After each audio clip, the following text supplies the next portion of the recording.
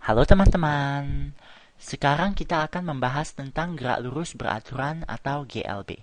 Nah, sebuah gerak itu digolongkan sebagai GLB kalau gerak ini memenuhi beberapa syarat. Yang pertama adalah gerak ini harus adalah gerak lurus. Nah, maksudnya ini gerak ini tidak boleh berbengkok-bengkok misalnya, atau gerak ini tidak boleh misalnya gerak yang melingkar gitu ya. Ini bukan gerak lurus jadi tidak termasuk dalam GLB. Nah, syarat yang kedua adalah geraknya harus beraturan. Geraknya harus beraturan. Yang abang maksud di sini adalah kecepatannya itu beraturan. Kecepatannya beraturan atau tetap. Oke, kecepatannya tetap. Nah, sekarang abang akan membahas tentang definisi dari kecepatan. Karena ini pertama kalinya adik mendengar istilah ini, ya kan? Nah, sebelum itu, mari kita beri sedikit motivasi untuk semua konsep-konsep ini dulu. Nah, coba adik bayangkan, ya. Coba adik bayangkan ada dua orang, ada dua anak. Oke, anaknya namanya si Budi dan si Andi. Nah, si Budi dan si Andi itu mau pergi dari rumah mereka di sini ke sekolah mereka, ke sekolah. Nah, misalnya ini sekolah mereka. Nah, yang kita tahu adalah jarak dari rumah mereka ke sekolah adalah 750 meter. Nah, 750 meter. Nah, kita juga tahu beberapa hal. Yang pertama adalah si Budi. Si Budi itu waktu dia berjalan dari rumah ke sekolah, dia memerlukan waktu 8 menit. 8 menit. Sedangkan si Andi memerlukan waktu 10 menit. Memerlukan waktu 10 menit.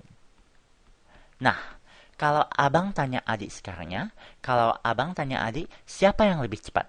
Si Budi atau si Andi? Nah, adik setuju kan dengan abang kalau si Budi ini lebih cepat? Nah, mengapa?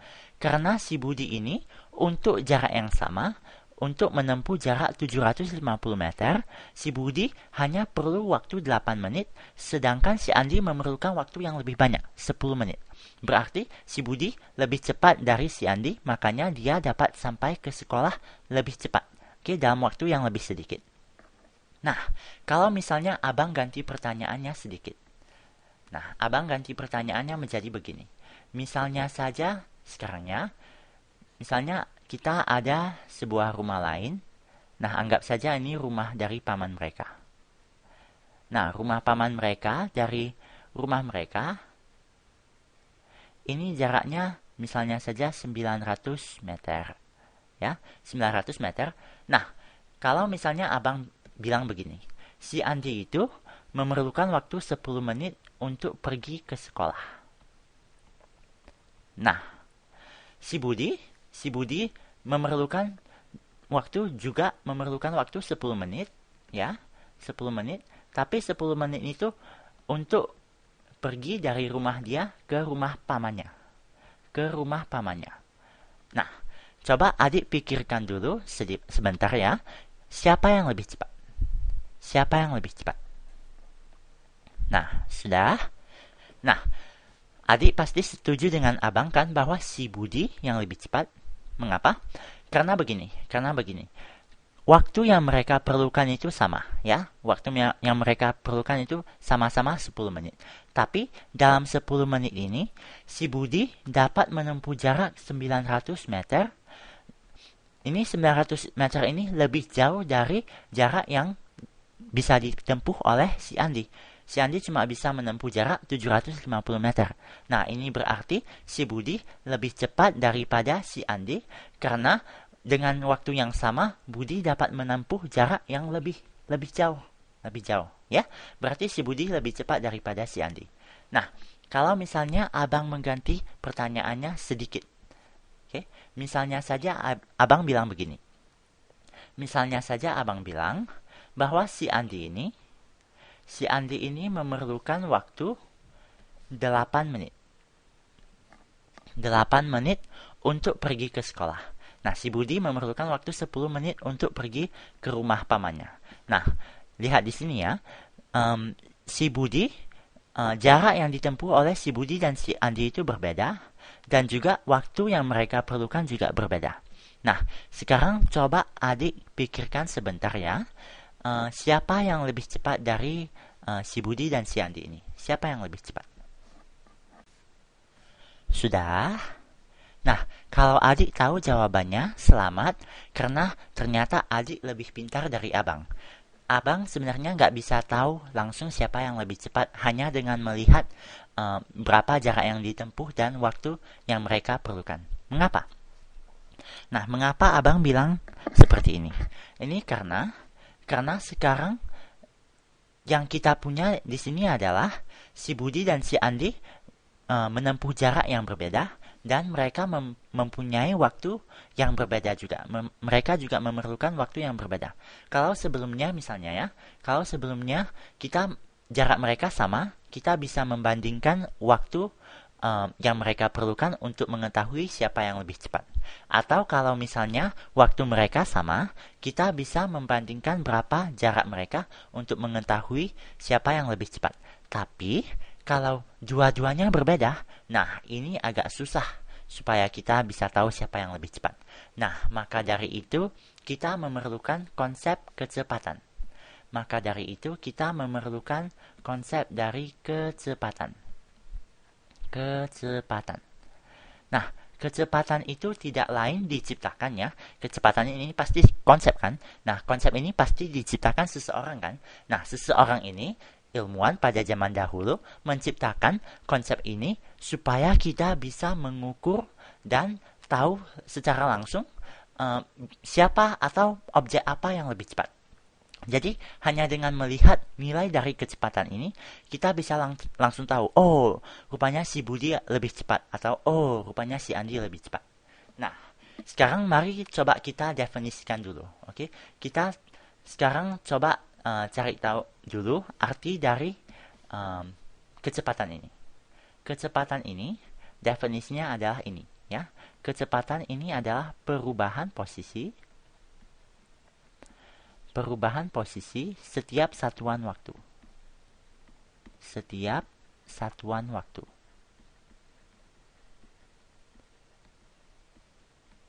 Nah, perubahan posisi ini tidak lain adalah yang kita namakan juga sebagai perpindahan. Perpindahan. Nah, sekarang mari kita coba untuk mencari atau menghitung kecepatan dari si Budi dan si Andi. Tapi sebelum itu, mari abang ringkaskan di sini dulu ya. Ringkaskan di sini dulu apa informasi yang kita punya. Oke, kita mempunyai informasi tentang jarak dan waktu. Ya. Jarak yang ditempuh si Budi itu tadi kita bilang 900 meter dan si Andi 750 meter. Dan si Budi memerlukan waktu 10 menit. Sedangkan si Andi memerlukan waktu 8 menit. Nah, kalau kita mau menghitung kecepatan dari si Budi. Oke, kecepatan dari si Budi. Mari kita lihat. Nah, kecepatan itu definisinya adalah perubahan posisi setiap satuan waktu atau perpindahan setiap satuan waktu. Nah, si Budi ini berpindah berapa jauh? Si Budi ini dari rumah ke rumah pamannya, dia telah berpindah 900 meter. Berarti perpindahan atau perubahan posisinya adalah 900 meter. Oke, jadi kita boleh tulis di sini 900 meter. Jadi adik harus ikutkan satuannya di sini ya. Nah, 900 meter dibagi dengan apa? Setiap satuan waktu, per waktu. Jadi waktu yang diperlukan oleh si Andi itu adalah 750 meter. Waktu yang diperlukan si Budi itu adalah 10 menit. Jadi kita boleh tulis di sini 10 menit. Oke, dibagi dengan 10 menit. Berarti kecepatan dari si Budi itu sama dengan 900 dibagi dengan 10, hasilnya adalah 90 meter per menit. 90 meter per menit. Nah, ini tidak lain adalah kecepatan dari si Budi. Kecepatan dari si Budi. Berarti si Budi ini dalam 1 menit, dalam 1 menit dia dapat berjalan 90 meter. Ini arti dari kecepatan, 90 meter per menit. Dalam 1 menit dia dapat berjalan 90 meter. Ya. Nah, sekarang kita bisa cari kecepatan dari si Andi dengan cara yang sama. Nah, jadi kita bisa tulis di sini si Andi. Si Andi itu memerlukan, si Andi itu perpindahannya berapa? Perpindahannya adalah 750 meter. Kita bisa tulis di sini. Lalu, waktu yang diperlukannya berapa? Waktu yang diperlukan oleh si Andi itu adalah 8 menit. 8 menit. Berarti, kalau kita bagikan 750 dengan 8, hasilnya adalah, jadi abang minta bantuan dari kalkulator di sini. Jadi 750 meter dibagi dengan 8 menit, hasilnya adalah 93,75. 93,75.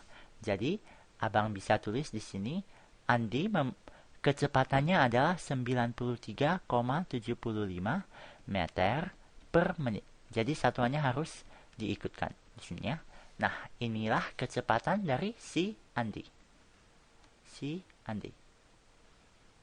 Nah, kalau begitu, sekarang kita sudah tahu nilai dari kecepatan si Budi dan si Andi. Si Budi kecepatannya 90 meter per menit. Si Andi kecepatannya 93,75 meter per menit. Nah, dengan ini, adik bisa tahu gak siapa yang lebih cepat? Nah, kalau kita lihat di sini ya, dalam 1 menit, Budi dapat menempuh jarak 90 meter, sedangkan dalam 1 menit, si Andi dapat menempuh jarak 93,75 meter. Berarti, dalam waktu yang sama, dalam 1 menit, si Andi ternyata bisa menempuh jarak yang lebih jauh daripada si Budi. Ini berarti, seperti yang telah kita lihat sebelumnya, si Andi adalah yang lebih cepat daripada si Budi. Karena jarak yang dia tempuh dalam 1 menit itu lebih jauh daripada si Budi.